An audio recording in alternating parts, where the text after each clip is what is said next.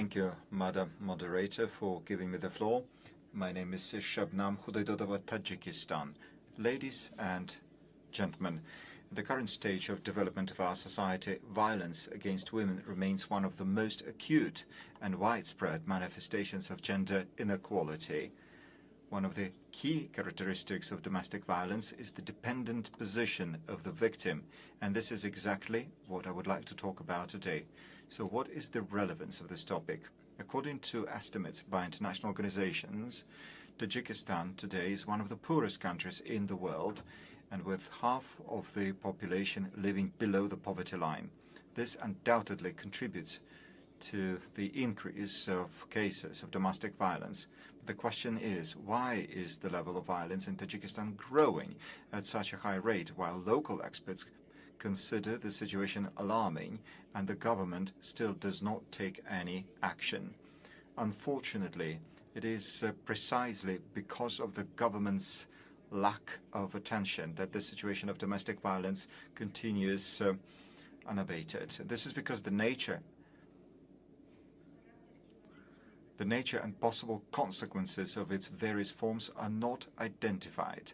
Under the influence of changes in social conditions, mental pressure, both in the family and from the authorities, because of ill treatment of people and material problems, many people find themselves on the verge of despair and even commit suicide. Whereas previously in Tajikistan it was mainly women who were committing suicide, but in recent years the rate of suicide has been increasing among men and children as well. And particularly alarming is the fact that cases of suicide among young people are becoming more and more widespread. As a rule, people taking this extreme step because of poverty, unemployment and domestic violence. However, the Tajik government does not recognize suicide as a serious problem and does not fund programs to prevent domestic violence, and the government does not ensure girls' access to education. It is particularly important to note that the lower the family's income, the greater the likelihood of humiliation and violence.